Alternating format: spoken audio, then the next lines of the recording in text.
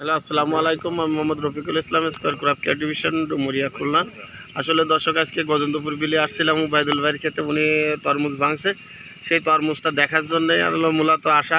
আসলে আপনারা দেখতে পাচ্ছেন যে তরমুজের আসলে কি জাতের তরমুজ, এবং এত বড় বড় হয়েছে যা এবছরের তুলনায় অনেক অনেক অনেক ভালো। সেই হিসাবে আমরা উবায়দুল ভাইয়ের কাছে শুনবো যে আসলে কী জাত আর কতদিন মানে কেমন ফলাফল হয়েছে তার। হ্যালো উবায়দুল ভাই, আসসালামু আলাইকুম। ওয়ালাইকুম আসসালাম। ভাই, আপনি এই যে ফল হাতে দাঁড়ায় রয়েছেন, ফলটা তো 10 কেজিরও বেশি। হ্যাঁ, ফলটা তো 10 কেজিরও বেশি, এবং প্রত্যেকের হাতে যে ফল রয়েছে তা তো সব 10 কেজির বেশি। তো আপনি এই ফলের কি জাত লাগাইছিলেন ভাই? আইডিয়াল সিটির পাঞ্জাব প্লাস। আইডিয়াল সিডের পাঞ্জাব প্লাস।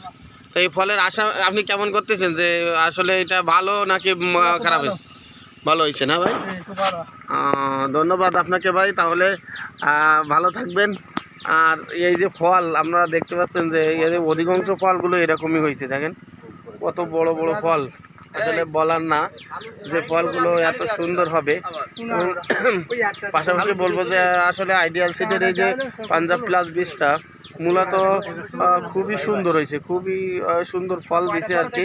সেই হিসাবে যে ওবায়দুল ভাই আজকে যেরকম ভাঙছে, সেই ভাঙাটাই আপনাদের দেখালাম। ড্রাইভার ভাই আছে এখানে, সেই হিসাবে দেখালাম যে আসলে ফল অনেক সুন্দর হয়েছে। ধন্যবাদ সবাইকে।